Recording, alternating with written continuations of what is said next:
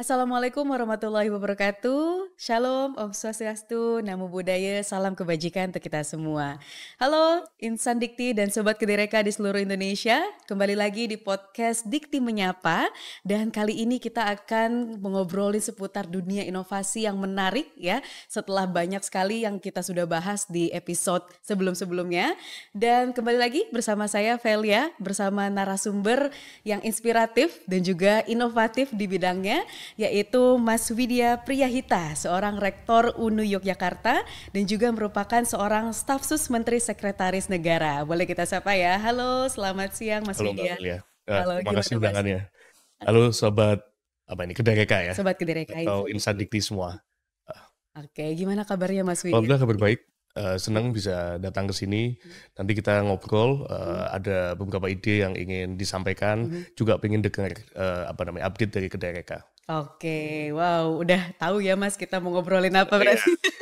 seputar Ya, inovasi lah paling. pasti, karena Kedereka itu selalu menghadirkan Iya, inovasi-inovasi, iya. Mas. Nah, kita akan ngobrolin Mhm. seputar disrupsi teknologi dalam industri 5.0, Sobat Kedereka dan Insan Dikti.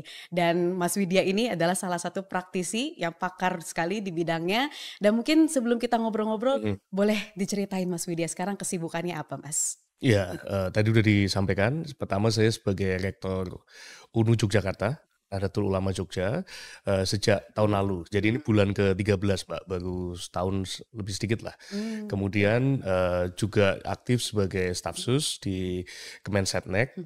Nah, sebenarnya saya duluan staf susnya. Jadi staf sus sejak tahun 2021, kalau untuk yang rektor ini tahun berikutnya. Jadi kesibukan yang utama di dua itu. Selain Oke. membantu di beberapa lembaga, ada di korporasi, membantu direksi untuk persoalan inovasi juga, terus juga di beberapa kementerian, kayak misalkan di persoalan halal dan sebagainya. Ya, oke. Oke, jadi masih nyerempet ekonomi syariah juga ya Mas ya? Iya, iya, Oke, nah iya. kalau inovasinya sendiri Mas sekarang yang sedang Mas Widya kembangkan itu Mhm. di bidang apa? Mungkin pertama saya cerita yang di Setnek ya. Boleh boleh Mas. Jadi memang kementerian itu belum lama mengenal inovasi kalau menurut saya. Oke. Karena selama ini kan manajemen modern itu bicara segala sesuatu itu harus sistematik, Mhm. terstruktur, terencana, rigid, detail seperti itu.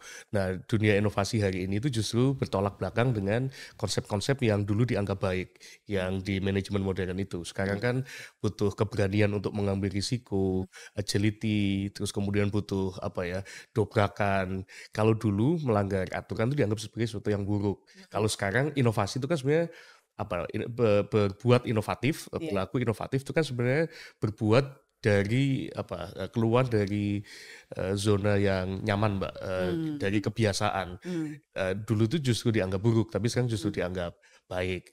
Nah, di Setnek kebetulan saya juga jadi PIC untuk urusan inovasi. Setnek menyelenggarakan Setnek X.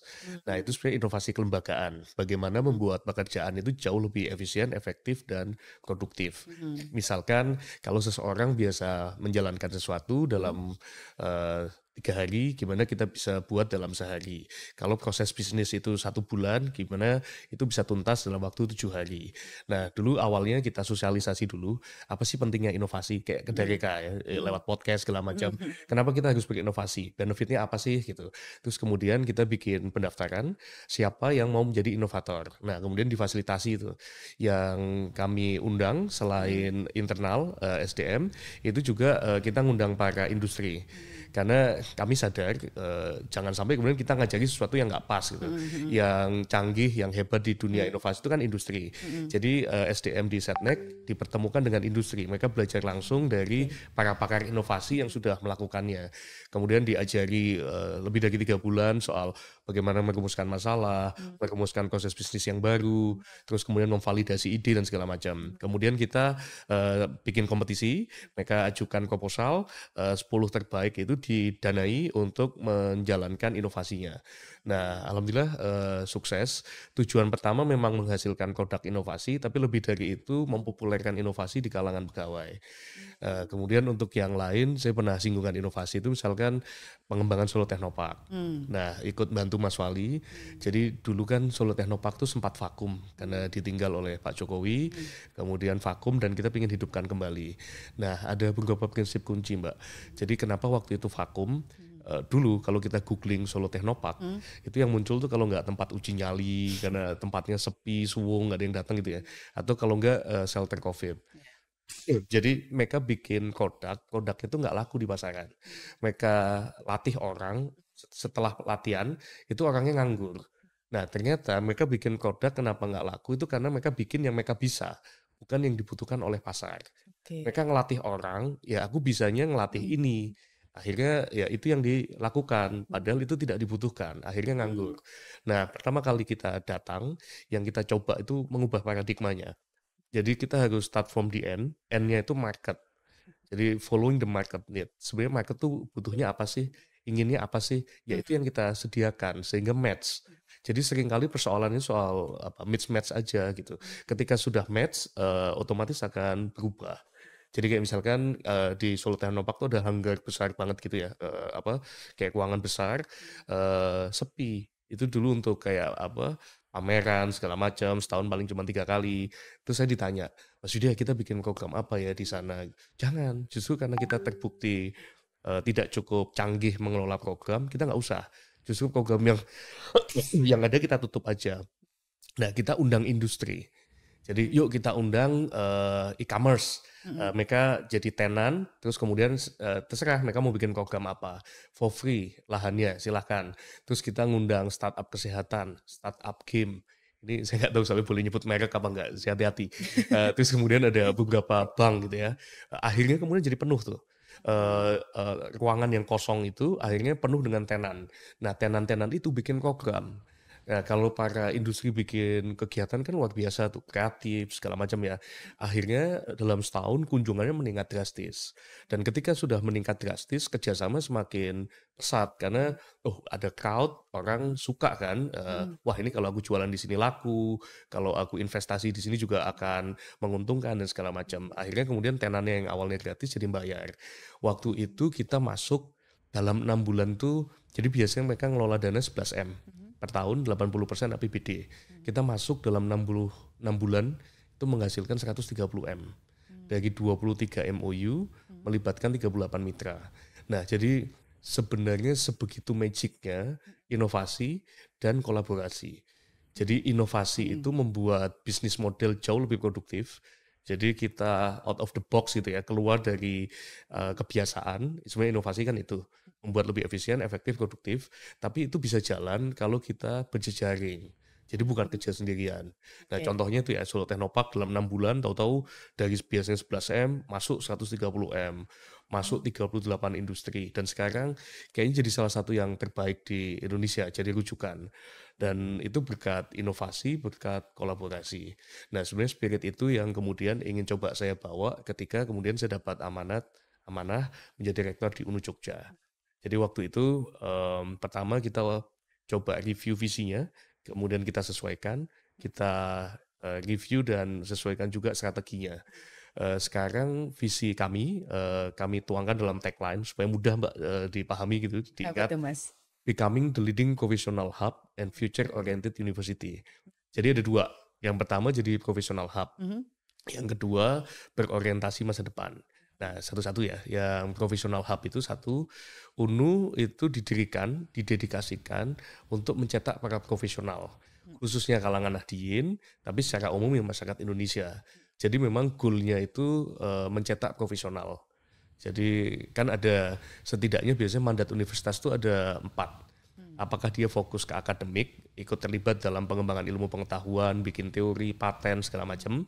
Yang kedua itu social oriented, ikut terlibat dalam pemecahan problem sosial, stunting, kemiskinan. Nah yang ketiga itu biasanya mandat profesional SDM, cetak SDM unggul, gitu kan. Atau kalau di kampus-kampus agama itu bagian dari dakwah Islamiyah. Oke. Setidaknya itu kampus biasanya punya 4 mandat itu, tinggal, kampus tuh mau fokus ke yang mana. Bukan Mhm. berarti meninggalkan yang lain ya, tapi sebagai cirinya, dia lebih yang mana nih, lebih ke ilmu pengetahuan, atau lebih ke dekat ke sosial, Mhm. atau lebih ke SDM. Nah, UNU Jogja untuk setidaknya periode saya ingin fokus garap cetak SDM unggul, gitu. Oh, Nah, oke. jadi, professional hub dimaknai, orientasinya cetak profesional, terus kemudian yang kedua, tempat profesional berkumpul. Jadi kami, kebetulan punya gedung baru ini, nanti Agustus nanti akan ada launching, itu ada satu lantai yang dedicated untuk tenan industri. Kami Menarik kepingin menarik. bukan hanya ini ya, bukan hanya connecting industri and kampus, tapi, apa namanya, bring industri to kampus. Jadi kita Mhm. bawa industri ke kampus, supaya sejak masih mahasiswa, mereka itu sudah berinteraksi dengan kalangan profesional, Mhm. tidak hanya dengan dosen. Mhm. Jadi mereka perlu lebih sering berinteraksi dengan banyak pihak. Mhm. Nah, jadi tempat profesional berkumpul dan satu lagi tempat apa ya, profesional merujuk. Intinya kita kepingin menjadi mitra strategisnya profesional dunia Mhm. industri. Kalau mereka butuh orang, datang ke kami. Kalau mereka butuh rujukan, baca produk kami. Misalkan booklet atau misalkan report, misalkan soal apa industri trend kayak gitu-gitu. Kalau mereka butuh konsultasi, mereka bisa datang ke kami. Butuh campaign, ayo kerjasama kayak gitu-gitulah. Jadi memang kita ingin menjadi mitra terbaiknya industri. Mhm. Setidaknya ya Oke. sekarang belum ya, namanya juga Iya. masih berupaya, Mhm. tapi setidaknya visinya seperti itu. Nah, Menarik. kalau satu lagi yang future oriented, jadi sekarang itu apa kajian masa depan itu semakin berkembang.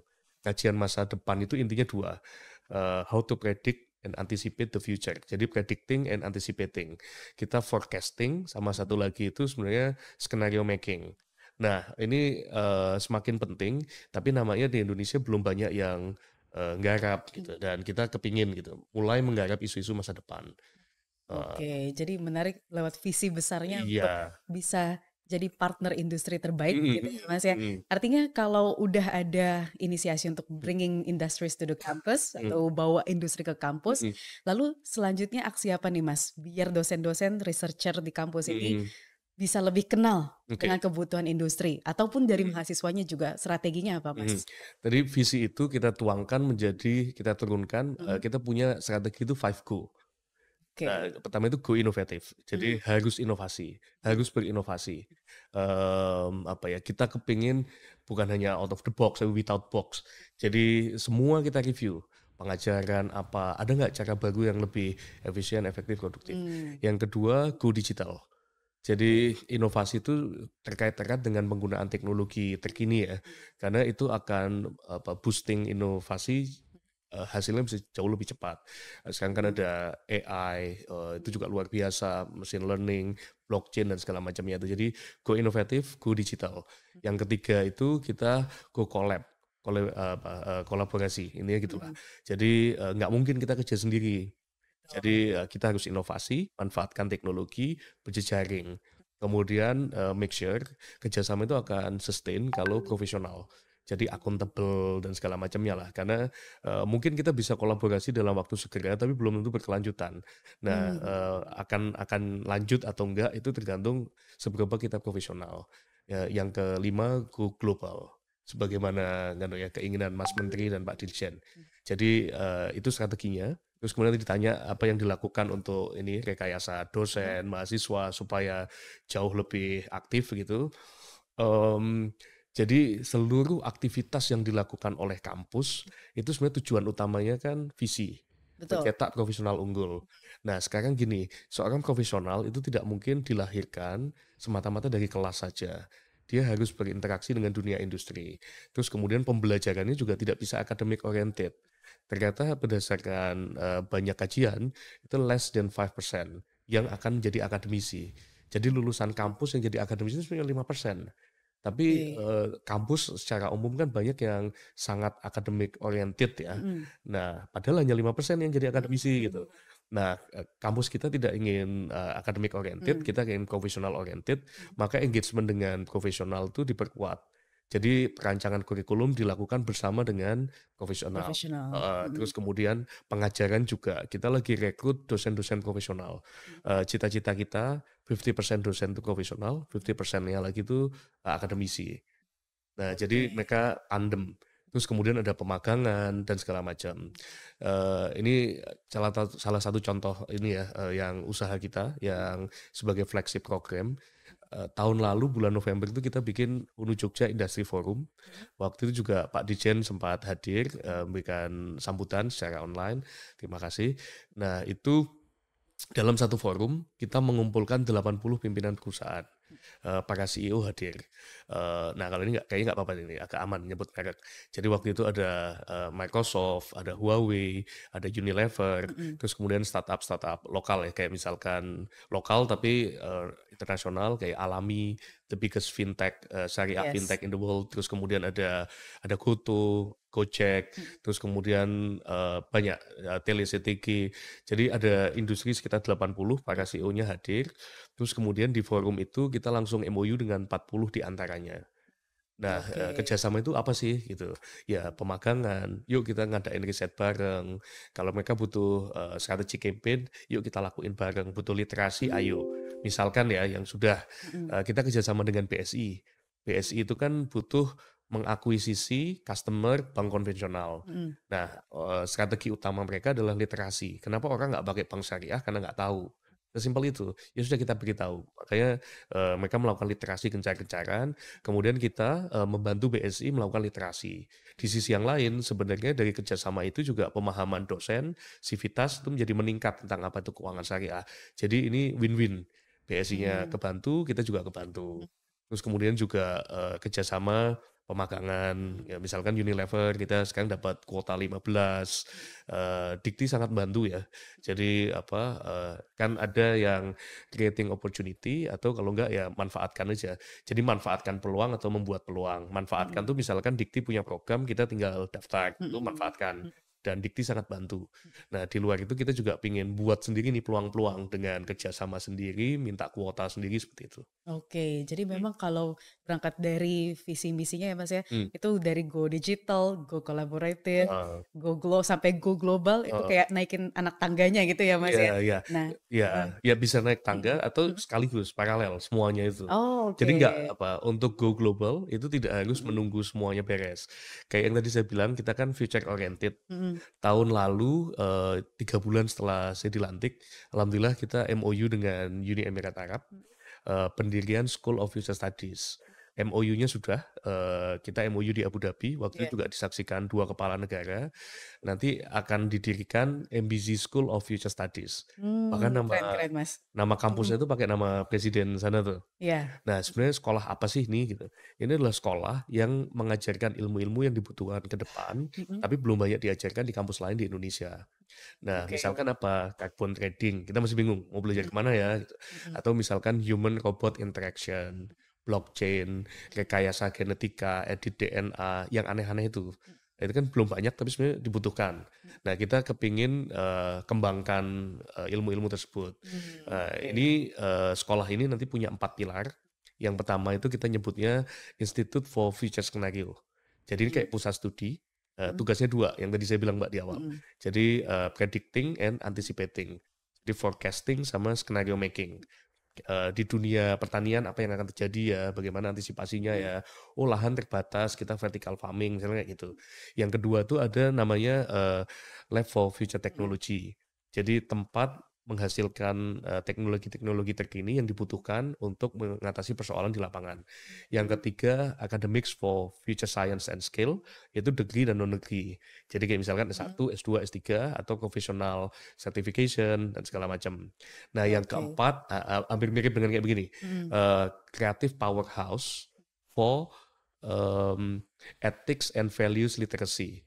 Jadi kita mm, kepingin bikin semacam production house, animasi, film, podcast, segala macam mm. itu, yang tujuannya itu promoting etika masa depan. Oke. Heeh, heeh. Nah, Artinya, jadi sekolah itu ada 4 pilar itu. Dan yang tadi yang saya maksudkan paralel, Mbak. Jadi kita masih bangun profesional nih, mm, bangun digital, tapi sekaligus kita go global. nggak nunggu karena waktunya terbatas. Jadi mendingan kita jalan bareng. Oke, Oh, jadi nggak perlu nggak tunggu-tungguan perlu lagi ya Mas ya. tungguan, heeh. Oke, ini berarti artinya UNU Yogyakarta pun sudah banyak kolaborasi dengan industri, Ya, bahkan sampai global ya Mas ya. Artinya ya. fasilitasi untuk dosen ini tuh udah banyak ruangnya. Nah sekarang pertanyaannya Mas, gimana caranya agar researcher ini Hmm, bisa relevan inovasinya dengan yang dibutuhkan industri? hmm. Terlebih kan sudah disediakan kebutuhannya. Mhm. Kalau tadi dibilang UNU Jogja udah gimana-gimana, Mhm, sebenarnya belum. Ini mhm, proses dan mhm, kami baru berangkat nih, ya ibaratnya baru baru banget berangkat mhm, ya. Gimana supaya mhm, relevan? Sebenarnya prinsip dasarnya itu sebagaimana yang tadi saya sebut soal Teknopark. mhm. Jadi start from the end, end-nya itu adalah market, end-nya itu off taker, Oke. end-nya itu pengguna. Jadi mulai dari sana gitu. Jadi nanya gitu. Kalau mau relevan ya nanya. Misalkan ya Mhm, kita nyetak lulusan mahasiswa mhm, untuk bekerja kan, misalkan ke dunia kerja. Ya nanya ke dunia kerja, butuhnya tuh apa? Dan mhm, nanya itu sekarang dibantu banget dengan adanya teknologi. Ada mhm, big data misalkan. mhm, Kan ada misalkan kayak job portal ya, mhm, boleh sebut lagi nggak? Misalkan ada LinkedIn, Gig Hunter, segala macam. Itu kan punya mhm, data. mhm. Sebenarnya lowongan apa sih yang paling banyak dibuka di era ini? LinkedIn itu per tahun, per hari, per menit bahkan itu apa bisa per hari itu bisa ratusan ribu aplikasi Betul. dan ratusan ribu lowongan yang dibuka. Pakai big data itu kan kita bisa dengan cepat analisis ya. Oh ternyata lowongan paling banyak ini. Lowongan itu butuh kualifikasi apa sih gitu. Nyusun kurikulum tuh begitu aja kalau menurut saya. Mhm, Jadi nanya aja big data, oh ternyata yang dibutuhkan itu adalah anak-anak dengan profesi seperti ini, mhm, kualifikasinya begini. Untuk bisa kualifikasi itu maka butuh mata kuliah ini. Itu aja jadi kurikulum. oke. Dan big big data itu kan sebenarnya real time. Jadi 6 bulan lagi bisa jadi kurikulum berubah, 6 lagi berubah mengikuti. Jadi menurut saya kalau mau apa keep relevant itu ya sesimpel start from the end. Mhm, Jadi tanyakan ke pengguna butuhnya tuh apa. Kemudian kita buat sesuai kebutuhan, maka mhm, akan match. Ini prinsip untuk apapun. Jadi following the market need, gitu, nanya. Makanya kalau kembali ke Solo Technopark ya, kita sekarang hanya bikin produk yang udah jelas siapa yang beli. Kita hanya cetak apa SDM, bikin pelatihan yang udah jelas ketika lulus siapa yang akan hire gitu. menarik menarik. Jadi kayak misalkan di Technopark misalkan kita kerjasama dengan Nestle. Mhm, Nestle tiap tahun butuh berapa? 500, kualifikasinya kayak apa? Boleh nggak 200-nya kami yang pasok? Eee, terus kemudian oke boleh gitu, nanti distandardisasi oleh Nestle. Kemudian kan mereka butuh kualifikasi tertentu. mhm, Nah masalahnya di Teknopark nggak ada ahlinya nih gitu, nggak ada trainernya, ya kita cari. Jadi kita pertemukan antara off taker-nya, siapa, penggunanya, terus dengan orang yang mau belajar dan orang yang punya keahlian itu. Udah, tugasnya Teknopark itu hanya connecting the dot. Yang mau belajar dipertemukan dengan pengajar yang ilmunya relevan dan kemudian disalurkan ke yang butuh, yaitu industri. oke. Nah, sebenarnya menurut saya fungsi yang sangat strategis itu adalah connecting the dot, mempertemukan satu sama lain. Mhm, Nah, sekarang misalnya gini ya, ilmu itu kan cepat banget usang, ya kan? Kita bisa menguasai sebuah ilmu itu kan butuh waktu lama, S2, mhm, S3, menekuni, tahu-tahu geser. mhm, Kan agak berat ya. mhm. Nah, makanya kalau menurut saya ke depan, fungsi utama seorang dosen bukan lagi ngajar. Apa Mungkin itu itu Mas tetap jadinya? fasilitasi. Fasilitasi, Jadi oke. fasilitator belajar. Mhm, Kalau dulu kita menyebutnya sebenarnya kan bukan pengajar, tapi pendidik. mhm, Pendidik itu memastikan anaknya pintar, tidak mhm, harus dia yang ngajari. Jadi, ya sudah, misalkan nih, dosen ekonomi, nggak tahu cryptocurrency, tapi mahasiswa tuh butuh tahu karena itu mhm, berkembang. Hadirkan aja praktisi, ya kan? Sehingga praktisi itu cerita cryptocurrency ke mahasiswa. mhm, Jadi si mahasiswa itu selalu dapat ilmu first hand dari yang terbaik. Nah, fungsinya dosen apa? Memoderasi, memberikan kerangka, memberikan simpulan, mengajukan pertanyaan-pertanyaan baik sehingga kemudian praktisi keluar ilmunya diserap oleh mahasiswa. Kurang lebih kayak gitu. Jadi kalau mhm. mau relevan, kalau menurut saya sih kita harus apa, berjejaring tadi, Iya, Mbak, heeh, harus berjejaring, bertanya seperti itulah. connecting the dots juga Yes, gitu ya Mas ya. mhm, Jadi nggak hanya berdasarkan teori yang di textbook gitu, heeh, tapi kadang-kadang kita sok tahu. iya, Iya, contohnya gimana merasa tuh Mas? ya oh butuhnya industri ini kayak gini gitu, padahal enggak gitu. Oh, Iya, oke. kayak misalkan apa ya, mmm, di dunia real itu Mhm, ternyata beda banget dengan apa yang ada di kelas, ya kan. mhm, Sebenarnya gini, nggak bisa menyalahkan dosen ya. iya. Dosen itu di-train menjadi seorang akademisi. Mhm, Dosen itu hebat dari sisi akademik. mhm, Jadi kalau misalkan jago-jagoan penelitian, hebat. Jago-jagoan untuk, apalagi nih misalkan berteori hebat. mhm. Tapi masalahnya ini mahasiswa ini tidak semua mau jadi akademisi. Betul. Nah, kalau akademisi dipaksa ngelatih mahasiswa untuk apa namanya, menjadi seorang praktisi berat Mhm, karena memang tidak di-train untuk itu.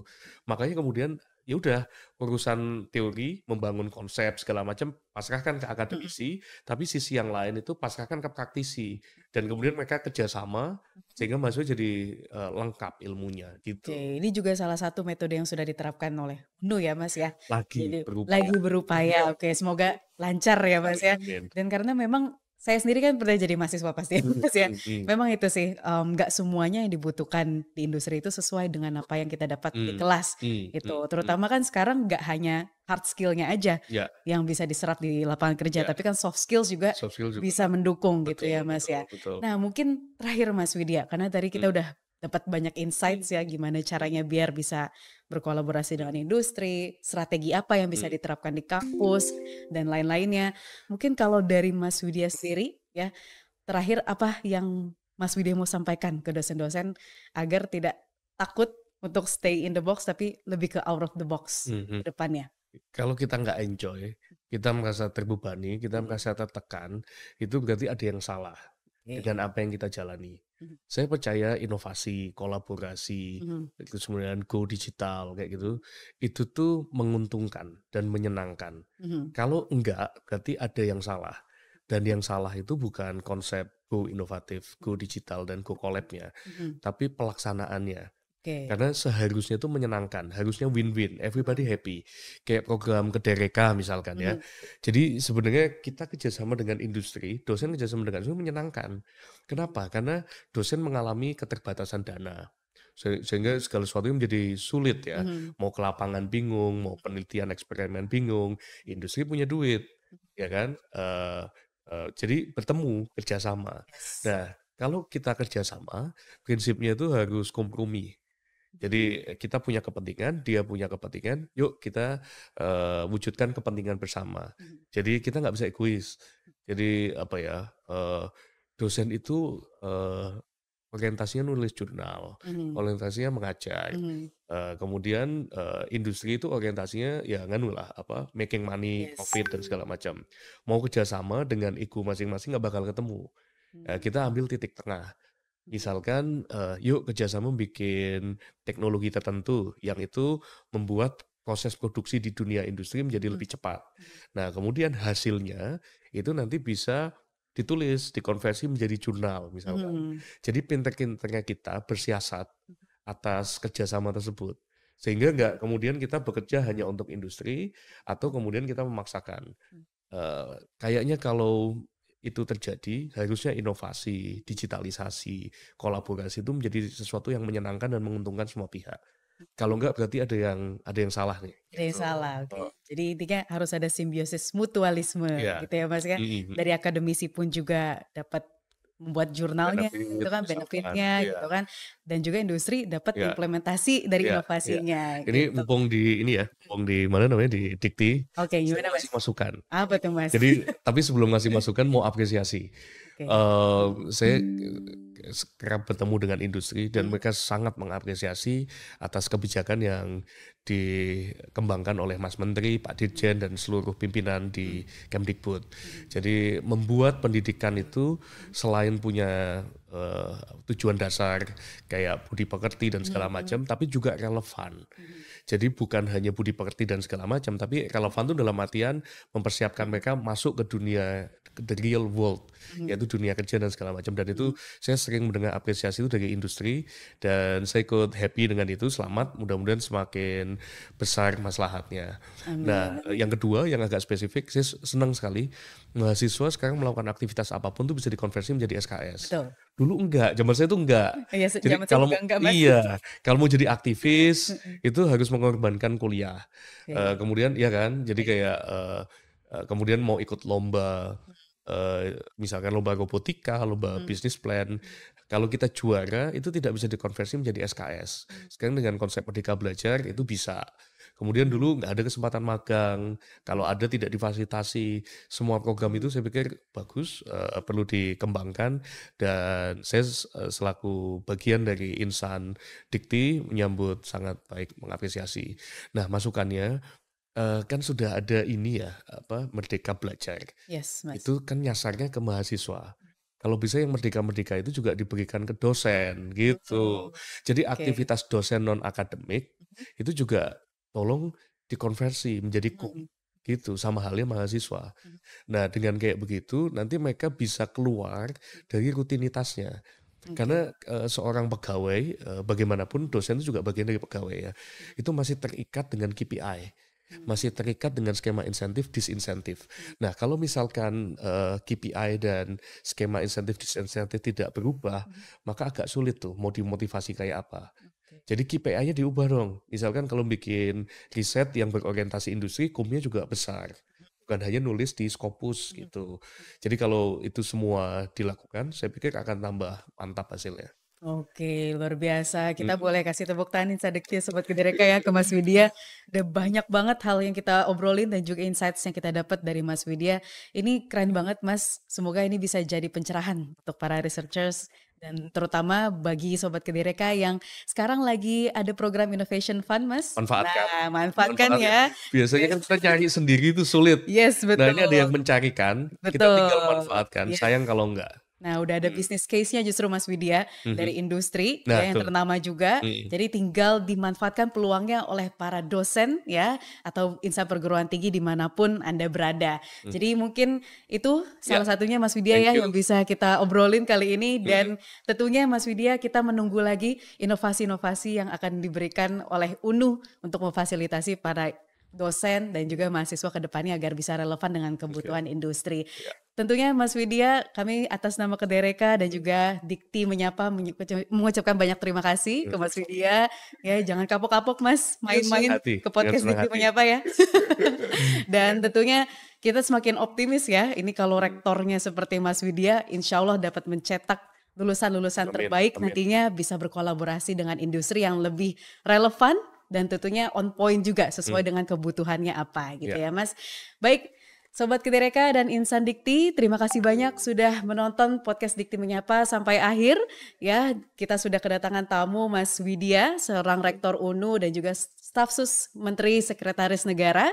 Semoga informasi dan juga ilmu yang diberikan oleh narasumber kali ini bisa membuka wawasan kita semua dan tentunya tidak menghentikan semangat kolaborasi kita ke depannya. Karena kita selalu percaya ya, tiada inovasi tanpa kolaborasi. Untuk itu semangat terus Insan Dikti dan kita tunggu kolaborasinya di ekosistem Kedereka ke depannya. Saya Velia selaku tim PMO Kedereka dan atas nama podcast Dikti Menyapa mengucapkan terima kasih banyak. Wassalamualaikum warahmatullahi wabarakatuh. Sukses dan sehat Waalaikumsalam. selalu semuanya.